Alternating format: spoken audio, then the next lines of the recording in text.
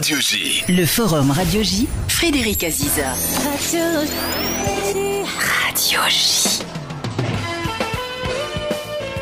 Bonjour et bienvenue au Forum Radio J dont vous êtes l'invité, Olivier Marleix. Bonjour. Bonjour Frédéric Aziza. Nous sommes donc à la veille de la première motion de censure de LFI contre le gouvernement.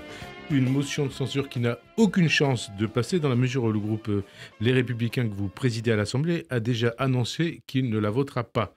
Comment en tout cas comptez-vous faire entendre votre voix à l'Assemblée et dans le pays? Faut-il considérer aussi que la crise agricole est derrière nous?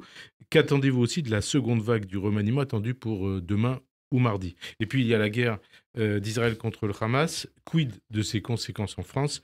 La stratégie pro-Hamas de LFI et de Jean-Luc Mélenchon met-elle en danger les Juifs français? Mais pour commencer, Olivier Marleix, qu'est-ce que vous inspire cette attaque au couteau à la gare de Lyon d'hier?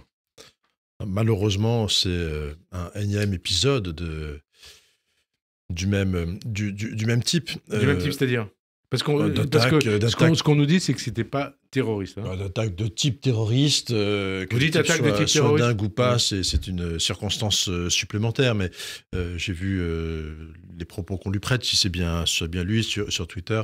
On voit qu'on est dans un vocable, dans une rhétorique qui est malheureusement celle de tous les prêcheurs de haine qui sont à l'origine des attaques terroristes. Donc, qu'ils soient dingues en plus, oui ou non, c'est assez secondaire. Je crois que ça relève du même phénomène. Non, alors, une précision quand même, en avance. Donc, comme vous le dites, des troubles psychiatriques pour ce Malien qui avait en sa possession un titre de séjour italien. Oui. Est-ce à dire que ces règles européennes sont trop souples? Ce qui est d'atypique, effectivement, c'est que pour une fois, celui-ci n'était pas identifié par les services français. C'est assez nouveau. D'habitude, on découvre qu'on connaît toujours tous les gens qui perpétuent des actes terroristes dans notre pays.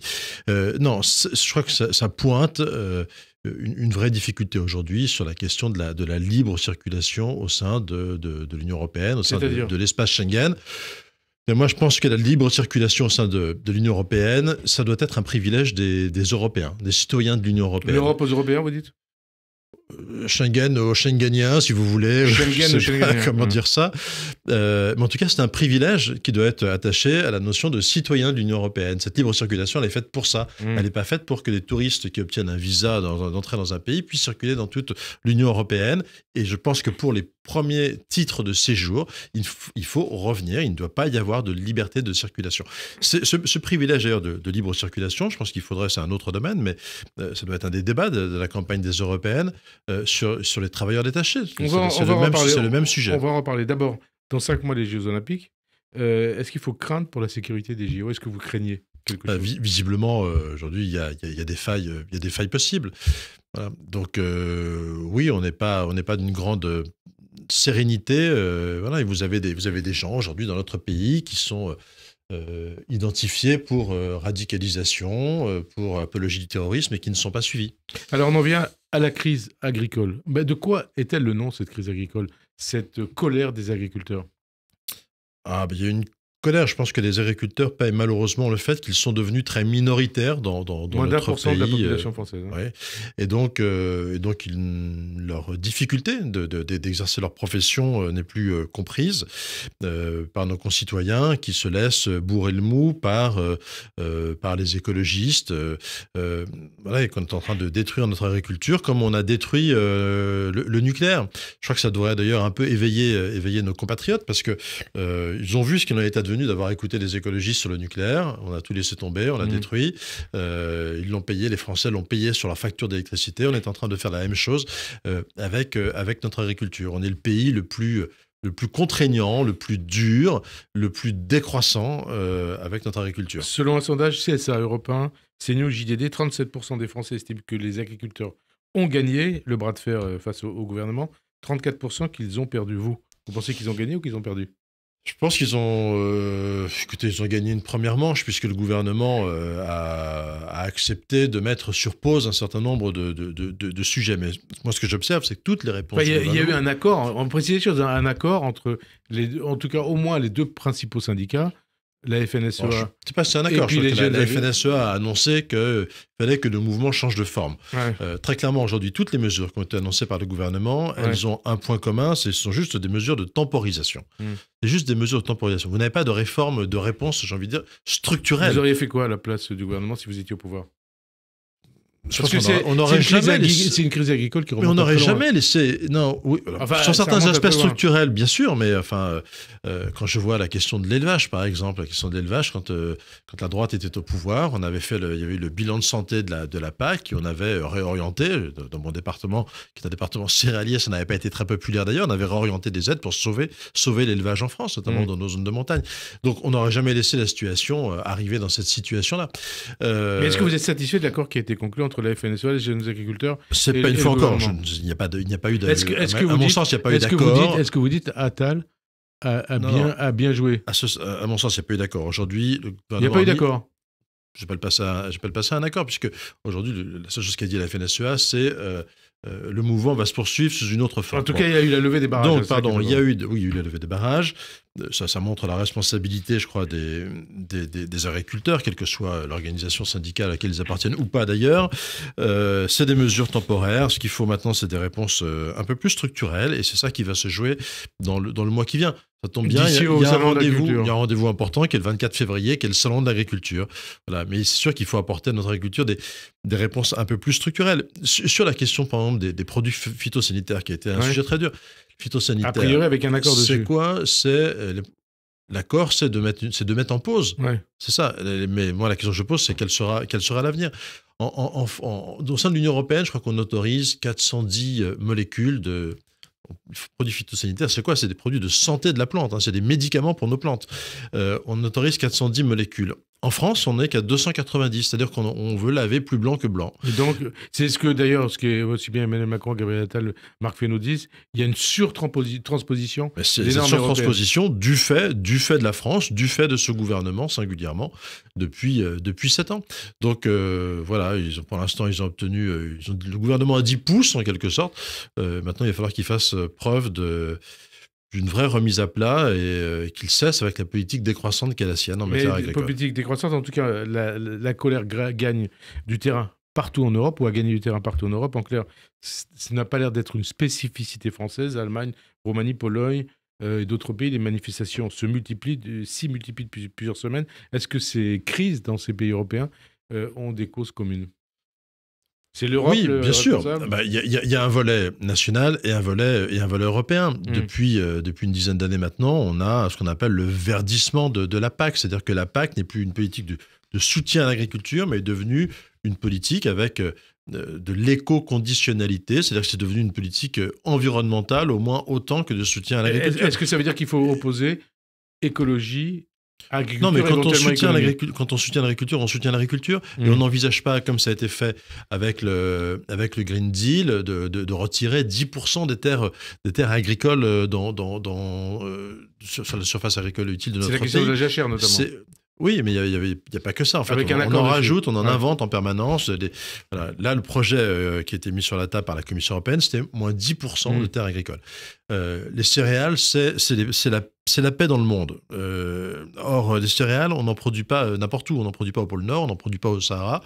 On en produit essentiellement dans l'hémisphère Nord, dans une bande qui va du Canada, de l'Amérique du Nord, à la Chine, plus loin avec le riz, en passant par l'Europe. Et donc, si l'Europe se met à être décroissante, ce sera... Avec la question de l'Ukraine aussi. Ça aura des conséquences calamiteuses. Il y a évidemment un sujet de ce que sera des conséquences de l'entrée de l'Ukraine. Je pense qu'on n'y est pas aujourd'hui. Non, mais les productions venant d'Ukraine. Ah, bien sûr. Aujourd'hui, évidemment, notamment sur les volailles, où on importe...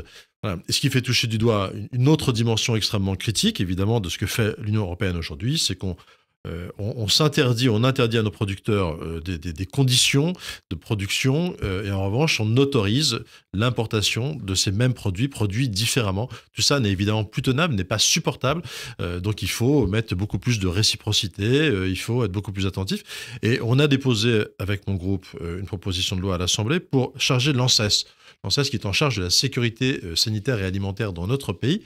Non pas d'aller regarder ce que la France exporte, je ne sais pas si vous vous en souvenez, mais l'année dernière, l'ANSES voulait nous interdire d'exporter du blé vers l'Égypte, parce qu'on traitait les cales des bateaux avec un pesticide tel que le demandaient les Égyptiens. Bon, au lieu de s'occuper de ça, et de s'occuper de la santé alimentaire de ce que je mange des Égyptiens, moi je préférerais que l'ANSES s'occupe de la santé alimentaire et sanitaire des Français et vérifie qu'on n'importe pas des produits qui ont été traités par des substances qui sont interdites par l'ANSES en France. Tout ça est totalement incompréhensible. Est-ce qu'on peut dire vraiment, comme certains, vous me direz si c'est le cas pour vous, que les problèmes des agriculteurs sont dus à l'Europe alors que les fonds européens financent largement l'agriculture française? Sans Europe, sans PAC, où en serait l'agriculture française? Mais évidemment qu'on a besoin de la PAC. Je rappelle que une des principales raisons qui a convaincu le général de Gaulle en 1958 de ne pas rejeter le traité de Rome qui avait été signé un an plus tôt, c'était le marché commun. C'était le marché commun agricole parce que la France était la première puissance agricole. Bon, la réalité, c'est que malheureusement, au sein de cette Union européenne, on a réussi, je ne sais pas quelle est la part de lobbying des uns et des autres, mais enfin, on a vu systématiquement notre position se dégrader et on voit aujourd'hui qu'on est devenu un produit qui est importateur net de produits agricoles. Les Allemands sont passés devant nous en production laitière, enfin des choses totalement étonnantes, totalement aberrantes. C'est un peu la faute à l'Europe, mais c'est aussi beaucoup la faute d'un certain nombre de nos dirigeants. Faut-il revoir le dispatching des aides européennes? En clair, est-ce qu'il faut faire bénéficier uniquement les petits agriculteurs qui souffrent de la crise et qui ne parviennent pas à assurer leur fin de mois et pour tout dire même leur début de mois? Il y a des agriculteurs qui gagnent beaucoup d'argent, hein, oui, on dit notamment les céréaliers. Non. Là-dessus, vous savez, la taille d'une exploitation céréalière n'est pas. On est vous vraiment. Êtes un département. Oui, on est dans une représentation. Mais là, on parle plutôt des céréaliers et éventuellement en Île-de-France. Hein. Qui est fausse.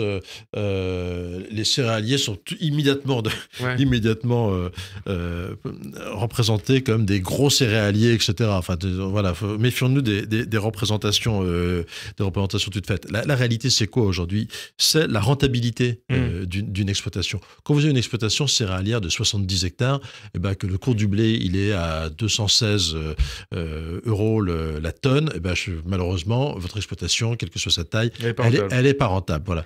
Et donc, on doit regarder l'agriculture avec ce même sujet, ce même souci uniquement de rentabilité. Après, qu'il y ait des gens qui aient eu des activités plus prospères depuis plusieurs dizaines d'années, centaines d'années parfois, ça peut exister. Ça leur laisse un peu plus de marge de manœuvre que les éleveurs qui ont 50 vaches dans le Cantal. Au passage, toujours lié à cette crise agricole, François Baroin, votre ami François Baroin, le maire de Troyes notamment, donc en sa qualité de maire de Troyes, demande à l'État de payer les réparations et la remise en état des dégradations commises par les agriculteurs dans sa ville, après, dit-il, les avoir laissés faire. Qu'est-ce que vous en pensez? Est-ce qu'il faut considérer, comme semble penser François Baroin, que la police a été trop laxiste à l'égard des agriculteurs? C'est une question qui se pose, parce que ces déclarations... Je ne pense pas que François Baroin ait dit ça. Si, il a dit ça. Une déclaration écrite à un journal... que la police avait été trop... Non. Il a l'air de dire ça. Il n'a pas dit que la police avait été... Mais je pense qu'il renvoie à une question de responsabilité très, très, très juridique quand on laisse faire, effectivement. Voilà. Bon... Pas envie d'aller. Vous direz la même chose. Pas envie d'aller plus loin. Non. Est-ce que la police a laissé faire? J'observe que. Il dit la police. Mais le ministre de l'Intérieur est passé au journal télévisé de TF1 pour dire que la police ne ferait rien d'ailleurs. Donc, non mais il a eu raison. Justement, il a eu raison. Il fallait taper les agriculteurs. Il fallait certainement pas taper les agriculteurs, c'est évident. J'observe que les agriculteurs ont d'ailleurs extrêmement peu dégradé. Mais là, ils ont été extrêmement. Je crois qu'il chiffre à 200-300 000 euros ce qui s'est extrêmement. Les agriculteurs ont été extrêmement responsables. Voilà. Mais vous n'auriez pas dit ça à la place de François Baroin? Je sais pas. Non, j'ai pas l'impression. Peut-être pas. Peut-être pas. Je suis pas maire, c'est pour ça. Ouais, mais bon, vous êtes responsable politique de premier plan. Ça vous dérange quelque part que le responsable de votre parti dise ça? Non, faut pas lui faire dire ce qu'il n'a pas dit. Non, mais il dit la police a laissé faire. Il accuse. Bon, bref, on passe à autre chose. L'État a laissé faire. Bah oui, mais on a tous dit, vous avez tous dit, Gérald Darmanin a eu raison de dire ça. Soyons très clairs, observons qu'il y a eu extrêmement peu de dégradation. Bah vous dites-le à François Baroin. Et on verra ce qu'il dira. Une colère des agriculteurs à 1 mois, comme vous le disiez, du salon d'agriculture, à 5 mois des élections européennes. Le ministre de l'Agriculture, Marc Fesneau, estime que le RN, Rassemblement National, cherche à souffler sur les braises de la colère et le désespoir des agriculteurs, mais que ce n'est que de l'opportunisme électoral pour les élections européennes. Est-ce que quelque part, il n'a pas raison? Si, parce qu'on parle de connexion entre le RN et la coordination rurale. Écoutez, c'est rien de nouveau de dire que le Rassemblement national se nourrit de toutes les colères des Français. Mais est-ce qu'il met de l'huile sur le feu? Est-ce qu'il souffle sur les braises? Est-ce qu'il a soufflé sur les braises? Je pense que ce mouvement, il était malheureusement, il était totalement prévisible. Il est né de manière pacifique au début, avec le slogan « On marche sur la tête », lancé plutôt effectivement par la FNSEA. Je crois que le gouvernement, en ne l'entendant pas, en ne prenant pas en compte cette colère sourde, a laissé dégénérer ce mouvement. Il a fait prendre une forme plus radicale. Est-ce que vous diriez que cette crise agricole, c'est du pain béni pour le RN et pour la liste Jordan Bardella aux européennes? Bon, écoutez, il n'a pas besoin de ça. C'est-à-dire, ça y est, c'est gagné le pour Rassemblement national pour prospérer dans ce pays. Il a notamment un agent commercial en la personne d'Emmanuel Macron qui fait tout pour leur donner du carburant à peu près chaque jour. Oui, on va en reparler. Mais quand vous dites qu'il n'y a pas besoin de ça, ça veut dire que pour vous, ça y est, le RN a remporté les élections européennes et vous êtes en derrière. Non, ça veut dire que malheureusement, j'observe que dans notre pays, le président de la République lui-même, c'est le sens de ma phrase, le président de la République lui-même ne cesse de vouloir installer un match avec le Rassemblement national, faire du Rassemblement national son opposition préférée. Jusqu'en 2017, d'une certaine manière, si on est un peu cynique, si on essaie de rentrer dans les raisonnements cyniques des uns et des autres, on peut le comprendre. C'est rien d'autre que la vieille technique qui avait été celle de François Mitterrand en son temps. Et le rêve de M. Macron, c'est de se retrouver au second tour face à Marine Le Pen, parce qu'il était acquis qu'elle perdrait une fois de plus l'élection présidentielle et que M. Macron serait réélu. Et aujourd'hui, c'est dangereux? Aujourd'hui, ça me paraît un jeu extrêmement pervers et incompréhensible de la part du président de la République. Parce que qu'est-ce qu'il souhaite? Il souhaite vraiment donner les clés de l'Élysée à Mme Le Pen? C'est l'impression qu'il vous donne? Oui, c'est l'impression qu'il me donne. On va en reparler. D'abord, motion de censure. La motion de censure de LFI va être débattue demain à l'Assemblée nationale.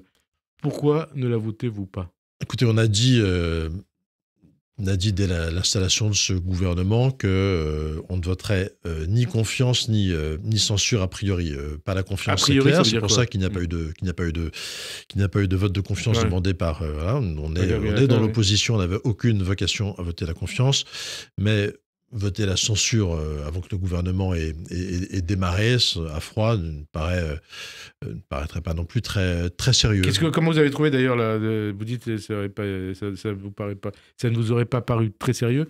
Qu'est-ce que vous avez pensé du discours politique général du Premier ministre Gabriel Attal? Est-ce qu'il y a des choses positives dans ce qu'il a dit? On voit l'intérêt de nommer un jeune Premier ministre, c'est que ça permet de ripolliner un vieux catalogue maintenant un peu daté, un vieux catalogue de la redoute des promesses du président Macron de 2016. Monsieur Attal qui donne le sentiment un peu de sortir de l'œuf et finalement de croire encore à toutes ces belles promesses. Malheureusement, 7 ans après, ce qu'on constate, c'est l'écart qui est abyssal entre les mots, des mots qui se veulent de droite et une réalité qui est d'un laxisme épouvantable, laxisme qui est à tous les étages, la dégradation de nos finances publiques sans précédent, laxisme en matière migratoire absolument sans précédent. On a franchi en 2023 le palier des plus de 500 000 étrangers accueillis dans notre pays chaque année. Laxisme en matière de sécurité, on est je crois à 362 000 faits délictuels, de violence dans notre pays. C'est 60% de plus que sous Nicolas Sarkozy. Enfin, tout ça est absolument invraisemblable. Alors, motion de censure, est-ce que vous la votez pas demain? Est-ce à dire que ça sera toujours le cas, ou est-ce que vous envisagez de vous joindre à l'une des futures motions de censure de LFI ou du RN? On n'est pas là pour se joindre. Parce que vous ne pouvez pas la présenter vous-même. Vous savez que la question d'une... Si, pourquoi pas. La question d'une motion de censure, c'est très clairement que... vous pouvez présenter une motion de censure? C'est très clairement qu'elle recèle un projet politique alternatif. Donc on n'a aucune vocation à aller signer en bas d'une feuille avec la France Insoumise. Est-ce que vous avez suffisamment de députés qui seraient prêts à... Mais clairement, l'ambiance, elle a changé. Elle a changé notamment depuis ce remaniement à cause du cynisme dont a fait preuve Emmanuel Macron en matière d'immigration. Oui, donc parce que c'est la nomination de Rachida Dati qui vous a... Non, mais on est clairement dans une nouvelle étape qu'a voulu le président de la République. C'est pas moi qui l'ai voulu, c'est le président de la République qui l'a voulu en changeant de Premier ministre. Il l'a fait au lendemain de cette loi immigration. Ce à quoi on a assisté sur cette loi immigration est absolument scandaleux. Aux yeux des Français, les Français on va parler de la loi immigration, mais c'est votre réponse. Mais d'abord, est-ce que, par rapport à la motion de censure, est-ce que vous pouvez en présenter une? Est-ce que vous pouvez en voter une d'ici à 2027? J'observe qu'au sein du groupe, ceux qui étaient les plus constructifs, comme on disait, aujourd'hui, en viennent à comprendre qu'il n'y a pas de... Il n'y a aucune écoute en réalité. Donc il peut y avoir une motion de censure gouvernement et ça les incite à regarder les choses avec plus de lucidité et qu'il faut arrêter de croire que M. Macron a envie d'apporter des réponses aux problèmes des Français. Ça veut dire que, a priori, pour vous, le gouvernement n'ira pas jusqu'au bout? Tiendra pas jusqu'au bout jusqu'en 2027? Je sais pas ce qu'est le terme, mais en tout cas, à chaque fois qu'une occasion se présentera d'affirmer notre position, nous ne manquerons pas de l'affirmer. Vous êtes prêt pour une dissolution, pour de nouvelles élections? Oui. Parce qu'en cas de motion de censure, il y a dissolution. Oui, en même temps, j'ai du mal à y croire, vous savez. Je pense que, vu sa popularité, si le président de la République prononçait une dissolution demain, il se retrouverait avec une Assemblée nationale dans laquelle son groupe serait encore plus minoritaire. Donc il devrait partir. Encore plus minoritaire. Que dans ce cas-là, je ne vois pas tellement quelle issue il aurait. Alors, puisque vous parlez d'immigration, est-ce que vous comptez déposer des propositions de loi reprenant les articles de la loi immigration qui ont été censurés sur la loi immigration, je voudrais quand même dire, effectivement, revenir à ce sujet-là. Pourquoi est-ce qu'on est dans une phase un peu différente et un peu nouvelle? Jusqu'à présent, on était parti dans cette idée qu'il n'y avait pas de majorité absolue dans cette Assemblée, qu'on était tous face à nos responsabilités, et que la nôtre était notamment d'aider, en s'appuyant notamment sur le groupe des Républicains, sur la majorité sénatoriale, de peser de tout notre poids pour avoir les textes qui nous conviennent le mieux.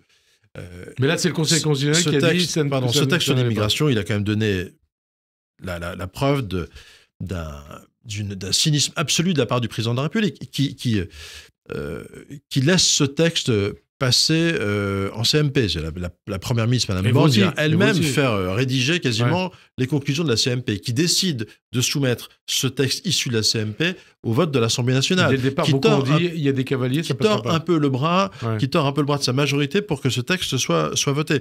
C'est un texte qui correspondait en grande partie au sursaut, pas totalement, puisqu'il n'y avait pas la réforme constitutionnelle, mais en grande partie au sursaut que voulaient les Français. Je pense notamment à la question de l'accès à la nationalité ou des sujets comme ça qui sont extrêmement importants.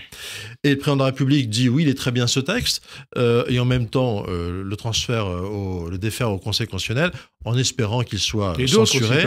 Il est censuré en grande partie, notamment il a dit d'ailleurs, Parlement. Dès le lendemain du vote, ou le surlendemain du vote, il y a des dispositions, je crois même qu'il avait parlé d'une trentaine de dispositions, sachez lui aussi, qui seront censurées parce que ce sont des cavaliers. Voilà. Et aujourd'hui, vous avez été conscient. Mais donc après s'être satisfait du vote de la loi, se satisfaire de la censure de cette loi, c'est d'un cynisme absolu. Enfin, les Français attendent un sursaut. Ils ont eu un tour de passe-passe du prestidigitateur Emmanuel Macron. Donc c'est un problème, je pense, pour les Français. Est-ce que vous considérez que le Conseil constitutionnel a outrepassé son rôle?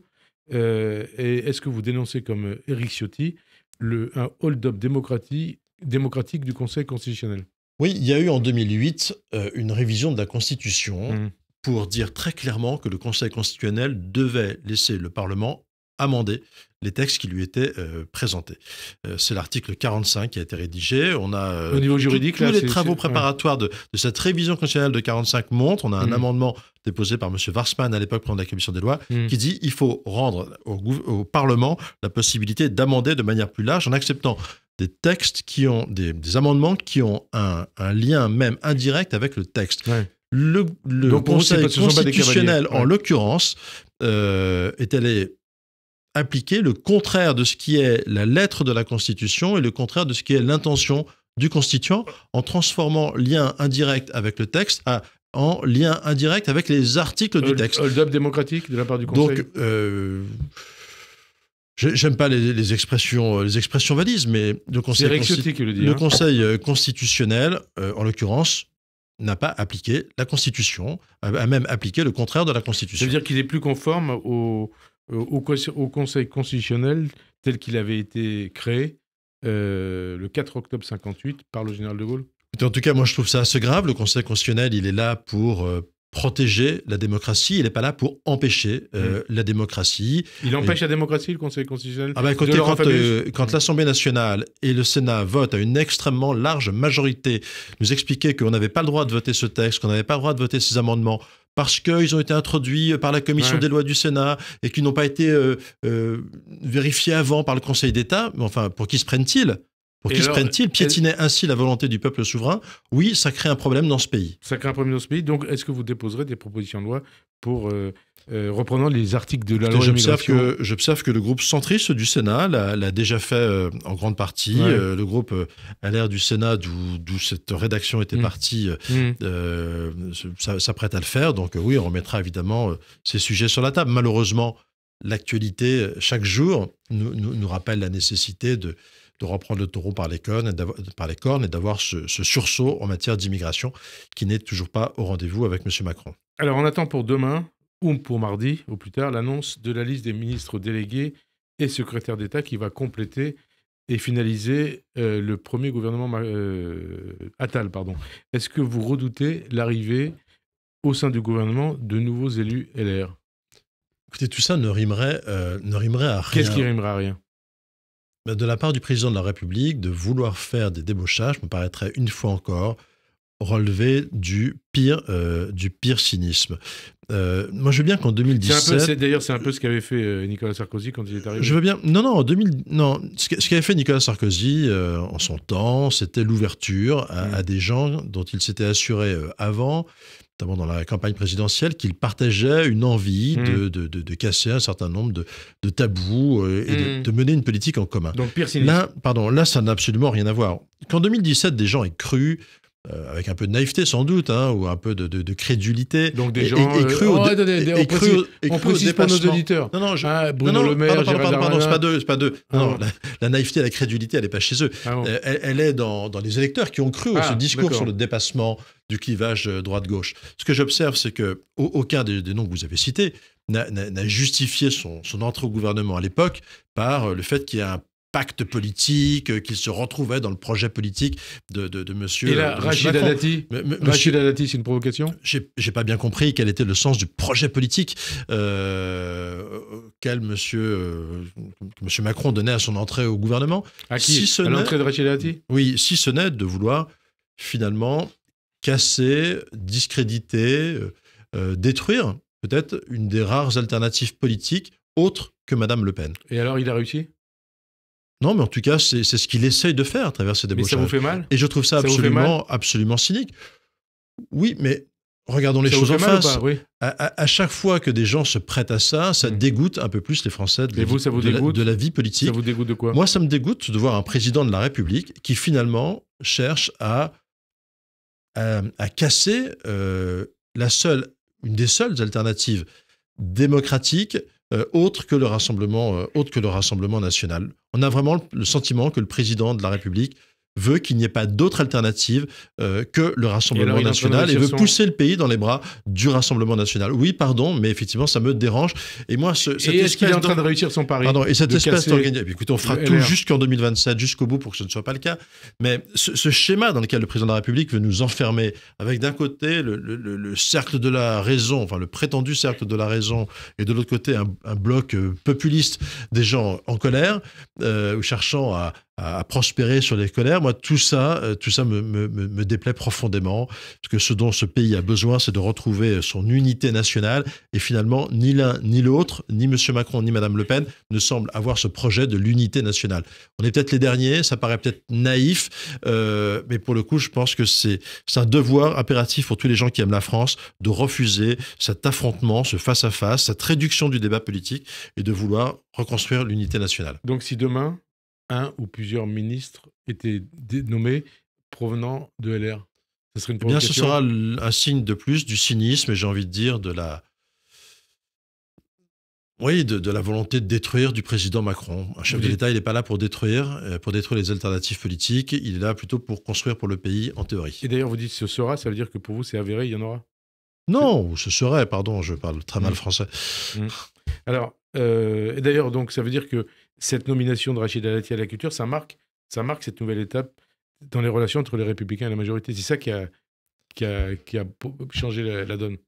Mais c'est ça, entre autres. C'est le cynisme du président de la République sur la question de l'immigration. Et c'est le cynisme du président de la République qui, effectivement, cherche à nuire à une alternative autre que Marine Le Pen, comme s'il voulait véritablement, définitivement, enfermer ce pays dans un face-à-face entre le Rassemblement national et le macronisme. Vous dites cynisme du président de la République, peut-être que derrière, il y a aussi l'ombre de Nicolas Sarkozy, on la voit.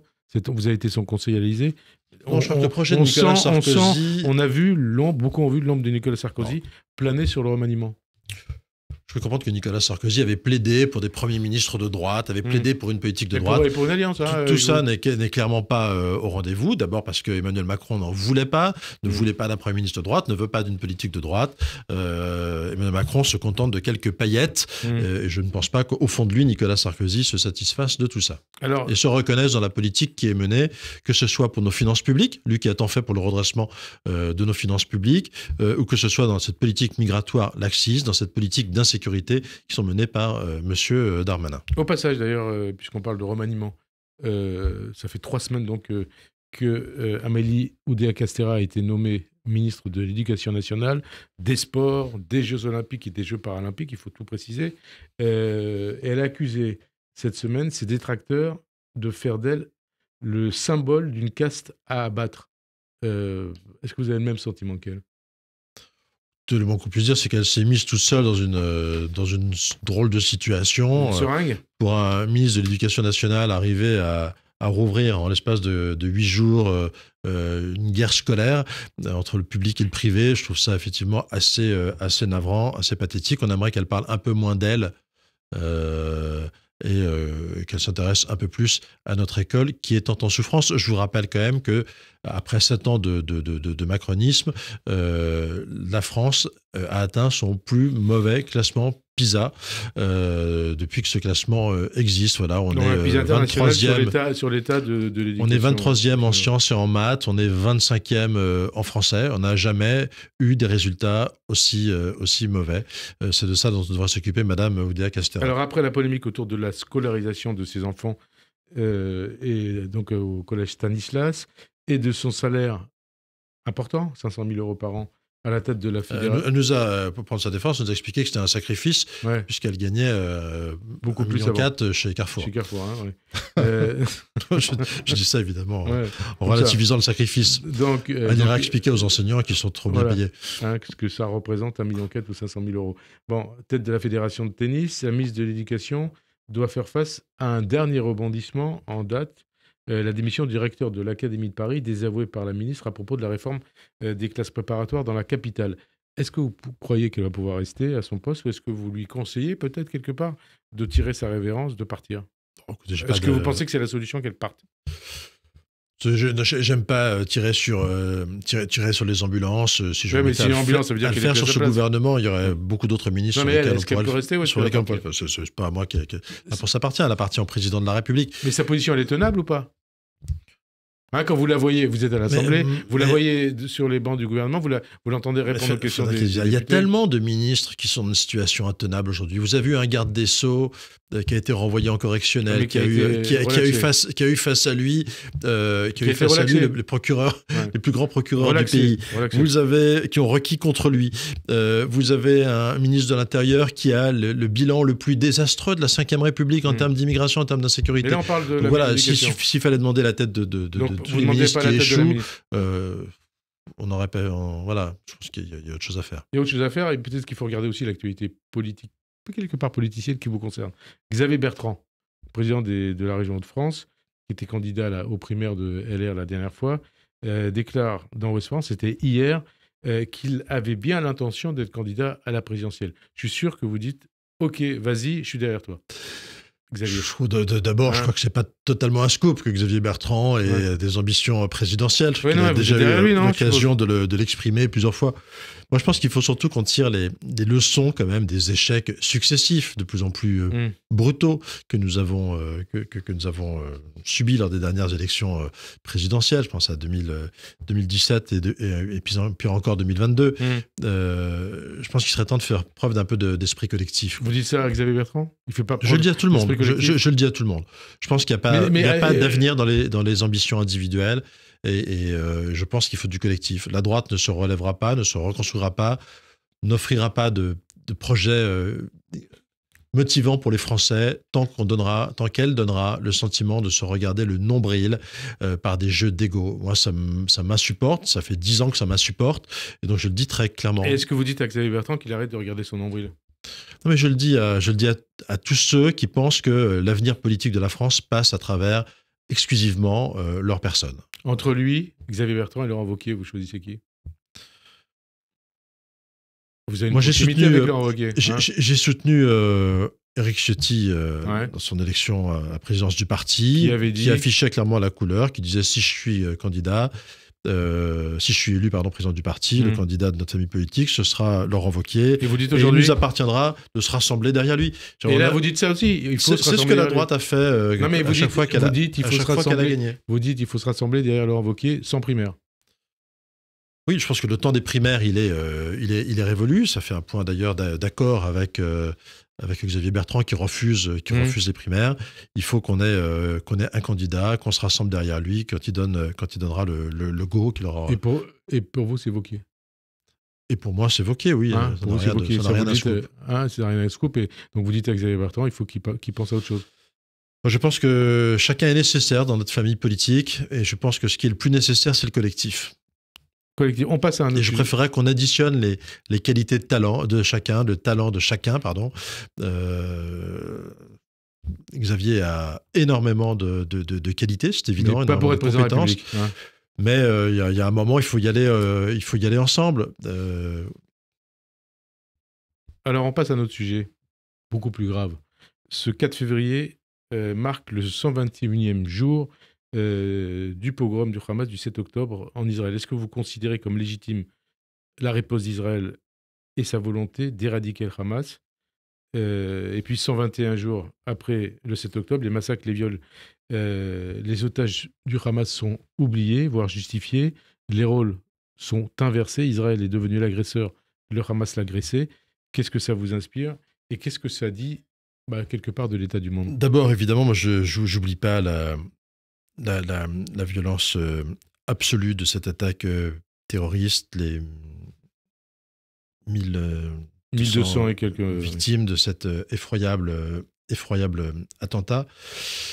Et évidemment, le droit d'Israël à la riposte et à l'éradication du Hamas comme mouvement terroriste, mouvement qui, dans sa charte, y compris dans sa branche politique, a comme objectif la destruction de l'État d'Israël.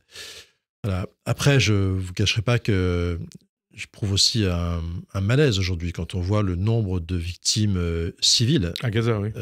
À Gaza. On ne peut pas le passer d'un trait de plume. Quels sont les chiffres exacts ? On est sans doute autour aujourd'hui de 20 000 victimes civiles. Donc, dit le ministère de la Santé du Hamas. Est-ce que ces chiffres sont fiables ou pas ? Je crois que l'ONU a utilisé des chiffres à peu près de cet ordre de grandeur. Donc, très clairement, moi, ce que je souhaite maintenant, c'est qu'on ait le plus rapidement un cessez-le-feu, et un cessez-le-feu qui soit, je l'espère, définitif. Alors ça passe évidemment d'abord par la libération des toujours 130 otages, 136 otages qui sont retenus par le Hamas. Voilà. Mais je crois qu'il y a eu une réunion à Paris il y a quelques jours, a dit le New York Times. Avec une ébauche d'accord, on verra où on en est. Donc je pense qu'il est urgent qu'on arrive aujourd'hui à la résolution de cette situation. Alors, un hommage national va donc être rendu mercredi prochain 7 février par Emmanuel Macron aux 42 victimes françaises du Hamas. Je suppose que vous y serez. Oui. Est-ce que vous comprenez que les familles des victimes demandent justement que Mathilde Panot, qui a dit qu'elle entendait s'y rendre, et LFI n'y soient pas représentés ? Oui, j'ai vu la lettre ouverte, je crois, au président de la République par des familles. Je comprends évidemment leur émotion, tant la France insoumise a banalisé cette attaque terroriste du 7 octobre, et tant les propos de la France insoumise ont été révoltants, inacceptables, de pseudo-compréhension à l'égard finalement de cette attaque terroriste. Donc oui, évidemment, je comprends le malaise de ces familles. Donc vous serez sur place, si vous voyez des élus LFI, ça provoquerait chez vous un malaise? Non, je crois que les mêmes familles de victimes qui ont écrit au président de la République ont demandé à ce que en plus tout ça ne soit pas l'occasion d'une polémique. D'une polémique. Hein, donc bon, s'ils viennent. Écoutez, si c'est en signe de repentance, pourquoi pas? Pourquoi pas. Alors une guerre, en tout cas, comme vous l'avez signalé, avec des conséquences en France, qui a marqué les esprits depuis le 7 octobre, c'est la position de LFI. Qu'est-ce qu'elle vous inspire et qu'est-ce qu'elle dit de ce parti, elle est à la fois, elle a été extrêmement choquante dès le départ, évidemment, avec ce refus de qualifier le Hamas de mouvement terroriste, ce qu'il est, pourquoi il est reconnu par tant d'États. Et finalement, au-delà, on ne peut pas s'empêcher de voir chez M. Mélenchon, qui est trop intelligent pour faire tout ça sans s'en rendre compte, espèce de clientélisme de bas étage. Clientélisme de bas étage, expliquez les choses.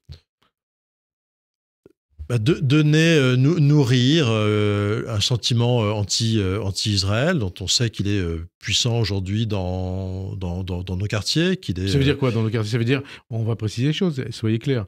Dans nos quartiers, ça veut dire dans l'électorat d'origine musulmane? Dans l'électorat d'origine musulmane, il y a une sympathie qu'on peut parfaitement comprendre, évidemment, pour la cause palestinienne. Et je m'empresse d'ailleurs de dire que j'ai aussi de la sympathie pour la cause palestinienne. Donc, je n'oublie pas notamment que dans les populations palestiniennes, il n'y a pas que des musulmans, d'ailleurs, qu'il y a aussi des chrétiens.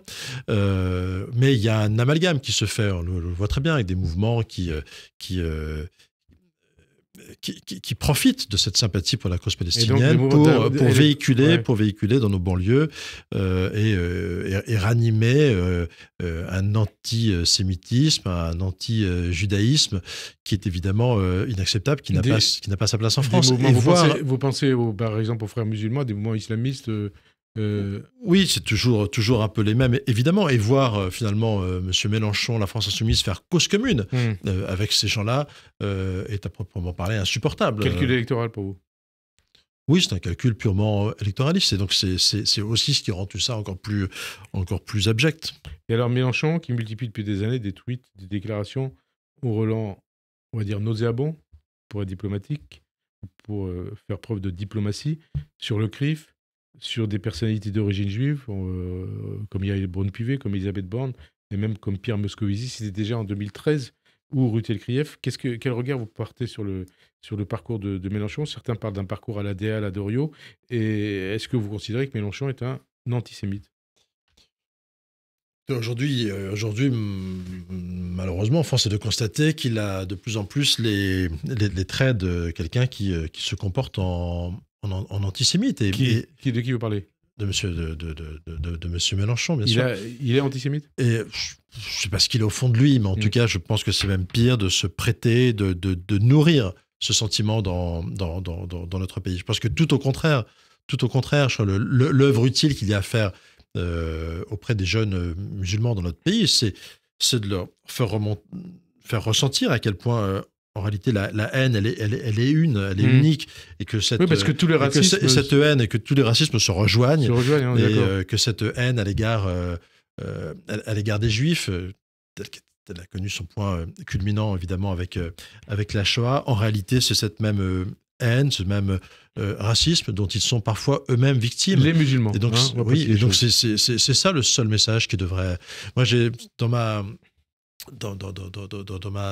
circonscription à Dreux, j'ai une enseignante qui est très investie, qui a amené des jeunes musulmans à Auschwitz, qui a emmené en travail scolaire, qui a emmené des jeunes musulmans voir, enfin pas que musulmans d'ailleurs, mais des jeunes, dont notamment des jeunes musulmans, voir une magnifique exposition sur Anne Frank. Et en fait, au terme de après avoir vu cette exposition extrêmement poignante, ce qui avait d'assez touchant, c'est de voir qu'il y avait finalement une universalité de ce message.